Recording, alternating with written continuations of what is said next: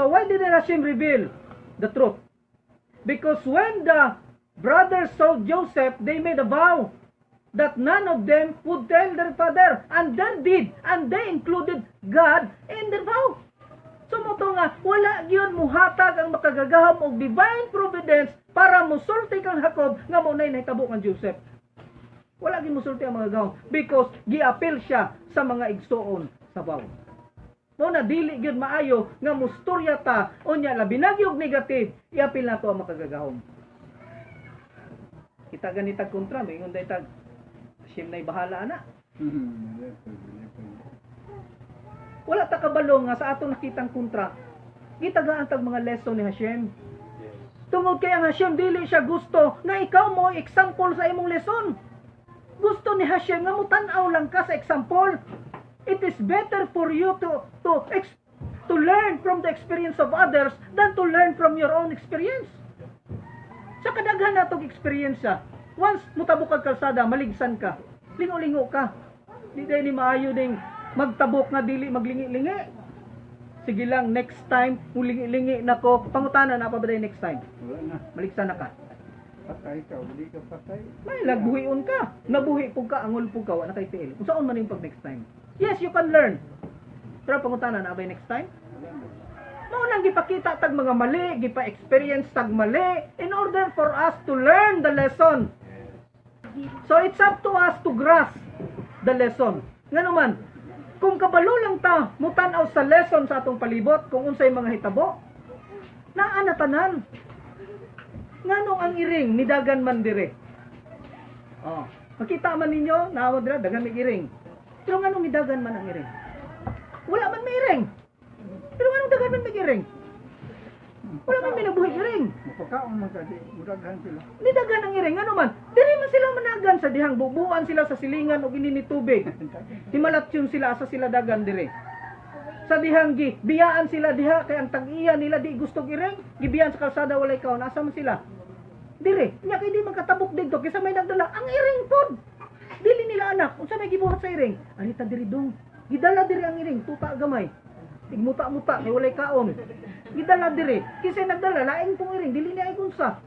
Gidala dire. Tungod kay kabalo sila nga diri dapita dili mo pa sa palang manap. So gitudloan ta sa mananap nga kinahanglan panggaon nimo ang mananap. So kung kabalo lang ka mulantaw sa imong palibot, ang lesson of life naara sa imong palibot. Nganong ang dahon matagak? Nganong ang dahon mutubo? Bisan luyo sa iyang pagkatagak. Nganong ang punuan mutubo? Nganong ang punuan mamatay? Nganong ang tao ingon ana magbatasan? Nganong magbuhat man siya dautan sa imuha, luyo sa imong pagkamaayo.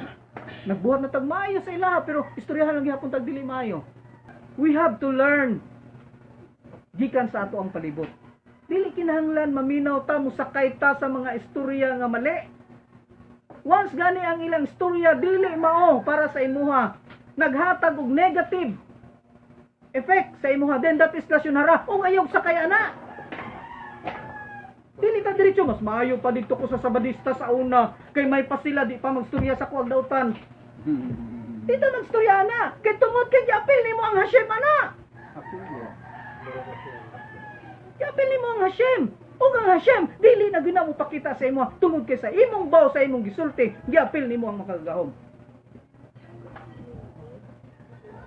Mo na ang natabo sa ilaha kang Jacob. Dagan na hinung ko madungog nga di mao. Because Hashem testing you. Gusto ni Hashem nga moabot ka sa iyang dapit nga na-refine. May dili siya gusto nga moabot ka dito nga hayahay. Kay dito gitagaan na kaniya dapit nga hayahay. Unya dinhi hayahay lang gihapon.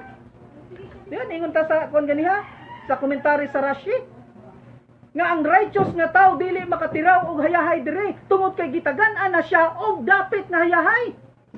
So then he expected yun na puro yun na issue, puro samok, puro. So dili ta mo sakay ana. Tungod sa issue sa uban, tungod sa istorya nga negative sa uban, mabugnaw to sa pagtuo. Ingon ana di ka mabawa to pagtuo. Yan na ka mabaw. So kung doon ay mga negative istorya, kataong ina. Hashem mo, nana po da Hashem, itistingan na po ko. Tuo siguro siyang madala kung ano mga istoryang di mao, kataong ina. Unsay sulti ni Max Urban? Tawanan mo ang problema. Katawang inaki kung musakay ka, nga naman, o musakay ka, unsay sulti sa Midrash Rashi, double ang imuhang madawat na sino. Yung sakay, mawala pa ka sa pagtuo, apil pa nimo ang Hashem, kaya apil nimo ang pagtuo, wala pa ka sa turang, balik pa ka sa idolatry. So that is the life lesson. We have to learn it. We have to learn it by looking the surrounding. So from here, matod gingon diri sa likak tube. Likak tube, lain na po siya nga libro. Sa Uralo lang yapon. Ingon, from here we learn that the divine spirit does not rest. Dili daw mopuyo ang divine spirit upon one who is in state of sorrow. Dili daw mopuyo sa mga tao nga magulanon, dili daw mopuyo sa mga tao masukanon, ug dili daw mopuyo sa mga tao nga walay pagtuo niya. That is why Jacob could not know the fate of Joseph. Ngano man? Because Yaakov mourned many days. Mauto nga ang makagagahom dili mo kasulod niya, kay ang divine providence, ang Shekinah ni Hashem dili mo sulod sa mataong magulangan. So kung magsigit ang kaguol, kadungog lang tag istorya gamay, maguol ta then di kita kadawat og blessing, di kita kadawat og mga divine providence gikan kang Hashem. So tinuod ang ingon sa mga kakasidik masters nga live happy. Kinahanglan happy lang ka sa tanan nimong madawat. Live happy. Mora na sikreto nga swertehon ta, ta di malason, magpuyot ang malinaw, magpuyot ang malipayon. Ang sikreto lang gyud diha. Katawa lang. Okay. Katawa lang gyud. Mora gyud ang sikreto. Bisan pag kanang nihit kayo ang tunnel ron na, katawa lang gihapon. Total dako makagyuta, dako magagalbinhan. Lami makagsakyanan, katawa lang gihapon. Diba, Jen? Bisang nagkaon si Jin o gulay dito sa Iligan, pero lami magkaayo daw, matudto niya ang kamatis. Ano ba? Kung unsay moabot nga naa, ato nang himuon na tong kalipay. Bisan og wala ta maanad ang pagkauna kay anad tag kaog unsa to kanang pabo, naanad og kaog baka, naanad og kaog lami. Pag abot sa tanaw natong lisod dapat malipayon ta nga modawat. Equanimity. Mao na akong gingon sa inyo ha, Brad. Ganina. Now we can learn only Kabbalah if we come up to the level of equanimity. Kanang level na tanang butang para sa imo ha. Kanang moingon ka nga sudanaw ginamustron pero katakatawa lang sa tawhana imbis nagsuda og ginamos, lipayon naman hinuon. Sudan og manok parehara man sa nagsudan siya ginamos. Ano man tungod kay para nimo ang tanang butang equal ra na. Parehara na siya pagawas ana taira. So dapat equal. So hantod wala ka kakabot ana, you cannot learn. Yes, you can read, but you cannot learn or grasp the Kabbalah. Tama na ka basa-basa, sundog-sundog. Kunya, kuan-kuan, ma. Pero kami, wala na. Experience na may anak. Nagdako ko diha. Dili ko maistoryahan diha. So, Joseph in the meantime is taken Egypt. So, Egypt, gidala na siyang Egypt. Dugay kayo sa mga komentary, no? Yan na, kadaghan ang oral. Okay. Side na po kong example up. Side na po kong example up para masabtan yun. Ang written, kanang mo ingon gani kog x plus y equals 2. Diba, eskwela tag college, tama na? X plus y equals 2. Mo nang written. Diba kung ansira ni mo na, pila mo na kapapel? Taga nagpapel, ug imong kuhaon jud na sides. Moabot kag isa ka yilupad, apil pa sa likod, naapay laing papel. Mas daghan ang iyang solusyon kaysa iyang tinuod nga tubag. Ingon ana ang written Torah. Ang written Torah is mo na ang problem. Ang iyang solusyon is mo tong oral. Mo na ang written, mo ra na ang Genesis to, Deuteronomy. Pero ang oral, pero tay daghan ang libro. Kay wala man gitugan sa kalibro tanan. Gamay diri, jutay didto. Kung basahon nimo na tanan, imong dawaton tanan, makita nimo ang tinuod nga tubag sa written Torah. Pero magbasa lang kag written Torah, x plus y equals 2. Okay. Tuman mo may ingon to, magbuot ka. Taman ra ka diha. Pero sa tinuod ug lalom nga pagsuhubad ana dili na to makita. Ngano man? So Joseph in the meantime is taken to Egypt. Where he is sold to Potiphar, a minister of Pharaoh's court. So dako granggos Potiphar dito inila siya. So the life of Joseph is interrupted. Kabantay ta sa parsya nato karon, puro kaagi ni Joseph atong gisgutan, pero nganong nasingit man ang kaagi ni Judah ug Tamar. Nganong kailangan man isingit? Unya moabot gihapon dito sa tumoy Joseph lang gihapon. Ano nga pa ta? Pero isa kan medyo oras na lang. Muna kasagaran diri Brad, dili mi kahuman sa parsya. Itong mga niaging parsya, nahuman yun na mo kay paghapon parsya mo gihapon ang umantiwason. Pero karon kay namo kay mga topic nga importante. Anyway, kada tuig man basin sa laing tuig, pwede na to tulaktawan tong nahisgutan, isgutan na to noong wala Wala na. kuan na lang siya. Bali, recap na lang. So dili na kay taas, isumpay na tong wala take up para take up yung tanan. Kay ato gini ko dagan magupat ka oras ni. Ako na magipanglaktawan gani uban kay para paano kadala mga importante nga sides ba mo ikuhaon. So ngano kinahanglan man interrupt. Why the Torah interrupted the story of Joseph and inserted the story of Judah and Tamar? Ningon ang Midrash Rabbah, Jacob was taken up with his sackcloth and fasting. Nagpuasa si Jacob. And Judah was busy. Samko no nagmourn si Joseph. Si Jacob kay ang iyang anak. Patay. Gikaon man daw sa mananap. Mao may tugaan sa iyang mga igsoon. So nagmourn si Joseph. Nang anak siya saklot. Nagpuasa siya. Kay nagmourn siya pila ka adlaw. Kanipod si Judah pod. Samtang ang iyang amahan busy og puasa. Si Judah busy pod ay panguyab. Munang na-insert ang kang Judah og Tamar. Pastilan. Jadi matakabaluan na. Ang Biblia ra atong basahon. Ingon ang Midrash Rabbah, Jacob was taken up with his sackcloth and fasting, and Judah was busy taking a wife. Bisig panguyab, while the Holy One, blessed be He, was creating the light of the Messiah.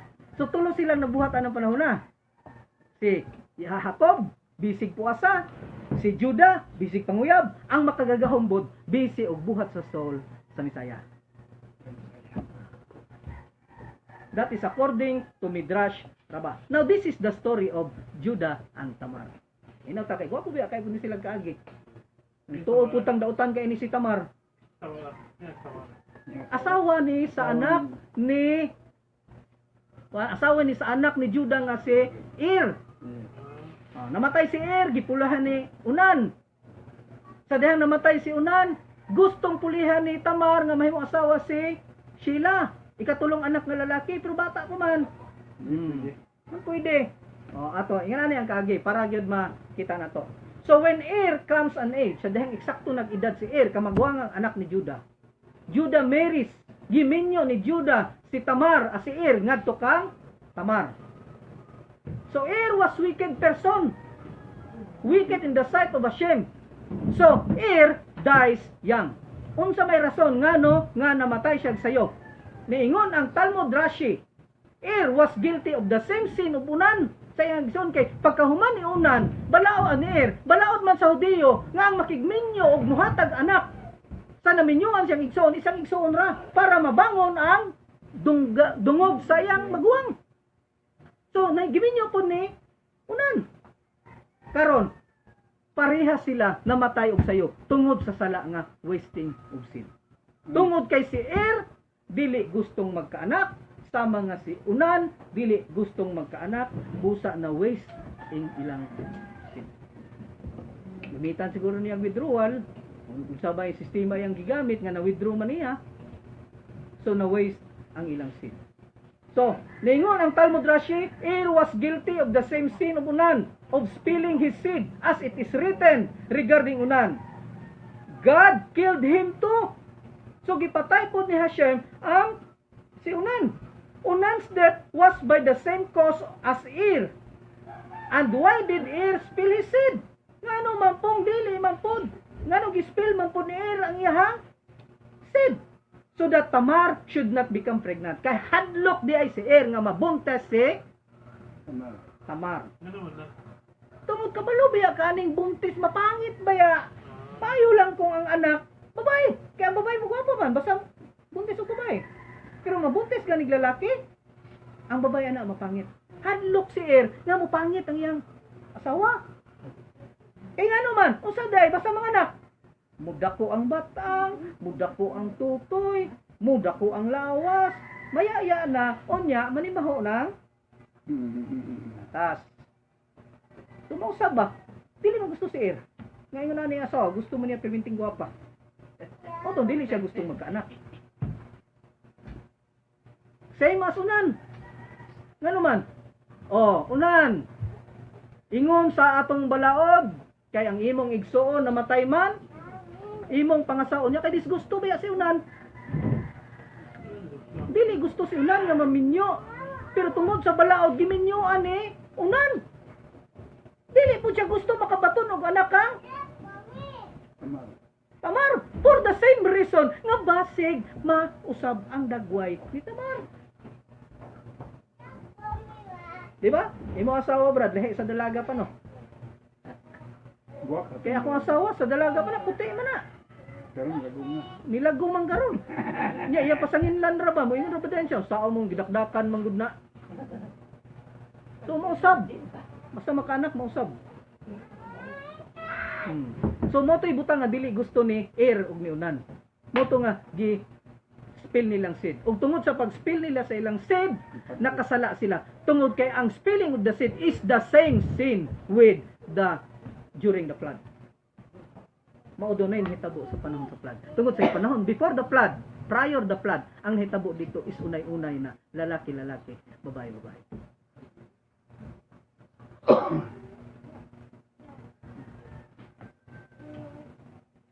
So gipatay silang duha. Karon, it's time for her to marry sila.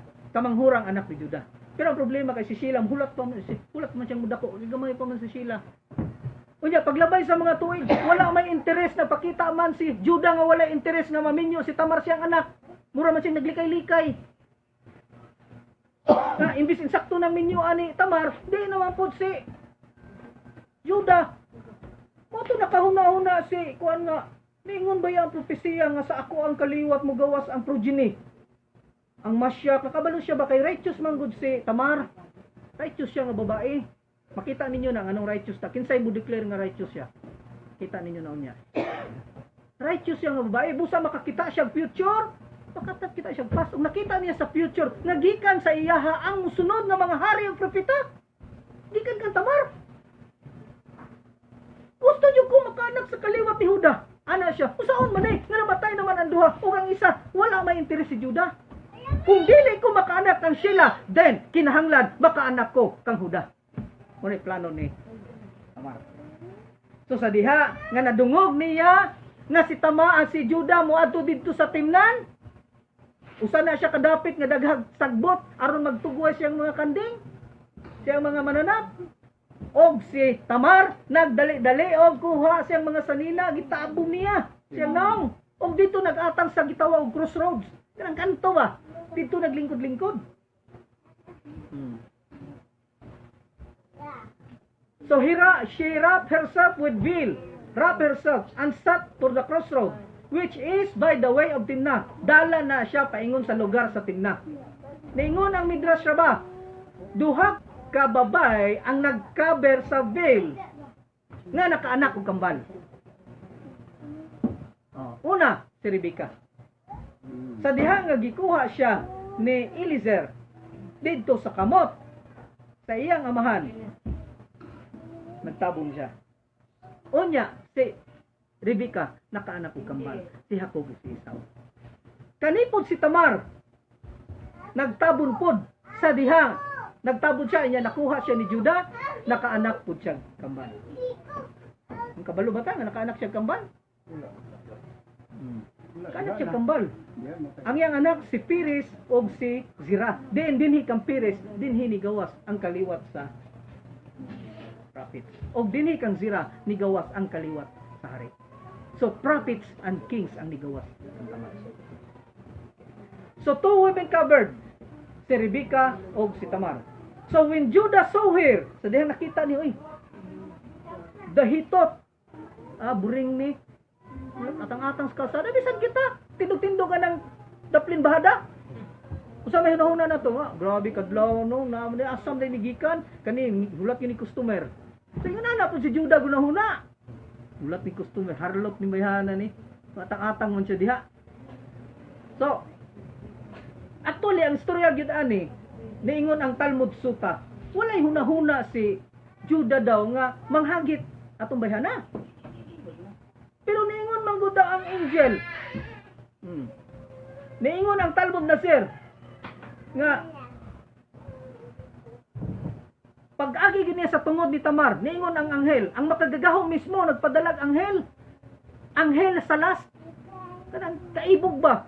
Niingon ang anghel sa last, niingon kang Juda karon kay niingon man nga ang tura nga sa imuhan ni mugawas ang mga propeta o ang mga hari. Unsa man nimo paggawas ron?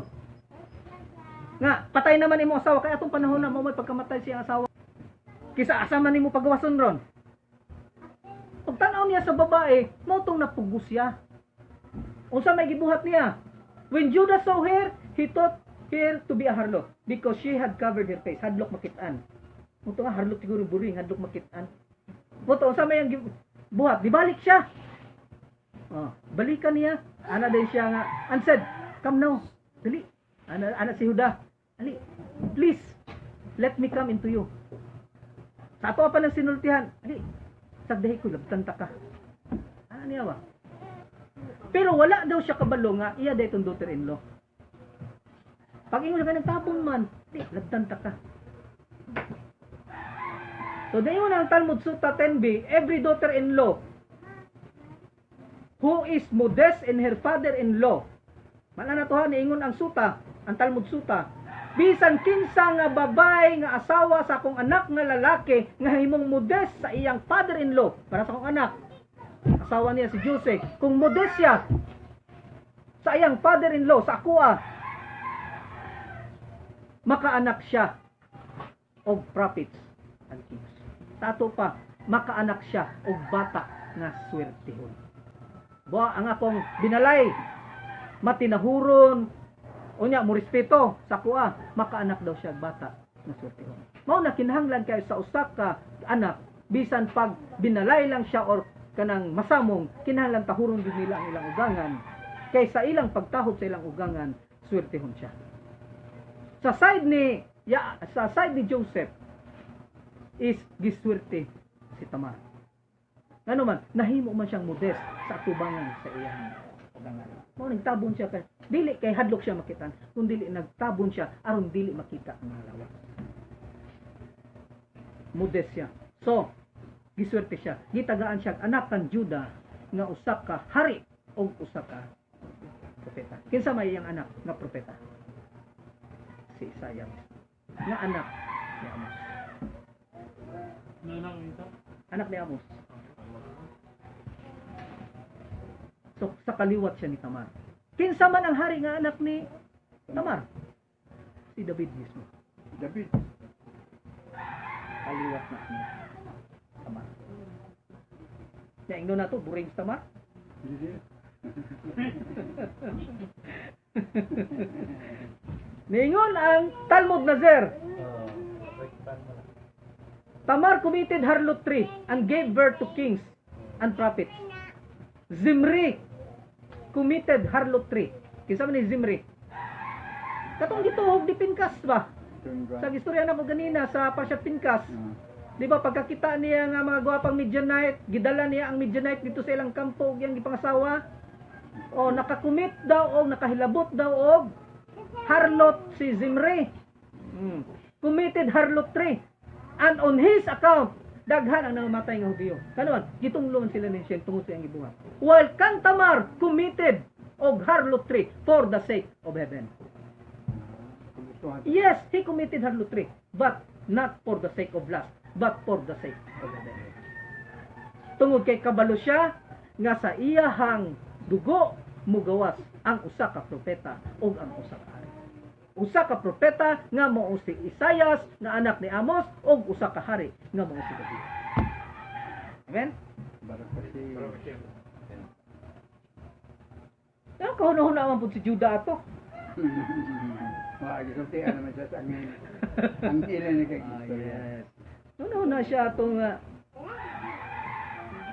Wala, ganyan sa tungod kay Gistoryan. Daw po ganyan. So the Zohar points out now, ang gamit na tag Zohar. The Zohar points out now that the Moshiach, the Messiah, is the product of a number of morally dubious unions. So bisan daw ang Messiah, gikan daw sa dili daw maayo nga panagtipon. Okay, una, Juda ang Tamar. Kung tanaw ni mo maayo, Di man tumayo pag dili pa yun maayo to. Dili mayo. Oh. Pero nga nung nigawas man ang Moshiach dito. Ikaduha, si Boaz o Ruth. Uno na abya, si Boaz Midianite, si Ruth Midianite ba ya? Midianite. Si Boaz Sudiyo. Nga nung tingmenyo man siya. Maningon po siya. Nga nung nakigmenyo man si Boaz na usa ka Hudiyo, usa ka Midianhon. Si Ruth Midianhon man na. Diyan. Parihara man na ni Zimri, nangasawa og Midianhon. Nga nung si Zimri gisilutan, nga nung si Boaz wa man siluti. Pagkatawa dito sa isa. Si David ug si Batseba. Kay nundong ba yata ni Batseba? Si Batseba asawa ni Itong sundalo. iyang sundalo. He was the wife of Uriah, iyang kapitan. Pero tungod sa iyang kaibog, gila, iyang gibahog ug away, hantod namatay. Pagkamatay, iya na nga iyang asawa. Pero nganong sa iyang man ni gawas? Kaya gipagawa si David. Nganong ang Moshiach mismo nga atong gihulat sa ilahaman mo gawas? Because the soul of David is the soul of Moshiach, and the soul of David is the soul of Adam. Therefore, the soul of the Moshiach is the soul of Adam. So ang Moshiach nga atong gihulat is mautong soul ni David, o ang soul ni David mautong soul ni Adam. O ganina na sa gematria, the word Adam is an acronym of A, Adam, D, Dalet, David, David. Dawid, or David, Im. M, Moshiach. Yeah. That is the completeness of the age of Adam. Mao gani ang Moshiach dili mamatay, nga naman tungod kay si David is the completeness of the age of Adam. Tungod kay ang tao gitagaan lag 1,000 years para makumplete ang misyon. Pero atong nakita nga si Adam namatay og 930. 30. Ngano namatay man siya nga ang gisulti sa anghel siya 1,000 man. Yatag niya David. Tungod kay niingon ang Tura nga sa diha nakita niya. Niingon ang Tura, niingon ang anghel sa Tura, 1,000 man na kinsa may imong bahinan sa imong edad. Tan-aw pud si David si Adam sa iyang sa mga soul nga naa diha. Gamay taon kaayo si David. And David was only to live, intended to live for 3 hours. Sa ato pa sa dihang mataw kuno si David, tulo lang ka oras, patay na siya. Tuloy kun taon ning kalaga. Moto, ihatag nako ang akong 70 nga edad kang David. Moto sa diha nga niabot og 930 ang edad. Patay. Ningon ang anghel. Gidungol siya sa anghel. Unsay sulti sa anghel? Adam, ugma, mamatay na ka. Ha? Matay na ko. 1,000 akong edad. Ingon ang anghel, nakalimot ka, nakakay gipirmahan, ang imong 70 ihatag nimo kang David. Og busa si David, si Adam namatay og 930. Pag-abot sa panahon ni Adam ani David, Si Tinta niya. pag edad 70 niingon ang Tura, og si David tigulang na kaayo. Anong tawag mo siya tigulang na kaayo? Nga si Ruay gani si 70 nakapid di pa magani tigulang. Pero nganong gitawag man si David og tigulang na kaayo sa Tura? Si Tinta rin magyatag siya. Tungod kay ang edad ni David is the completeness of the age of Oh, Adam. Adam.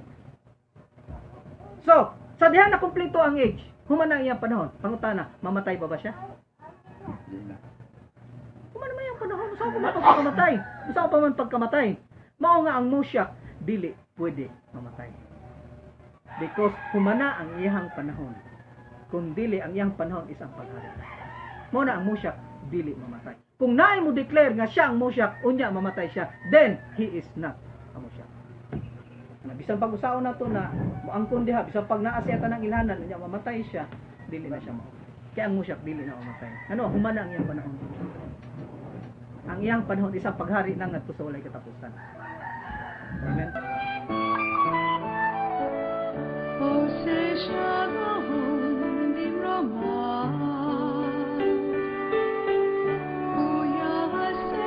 Shavuot.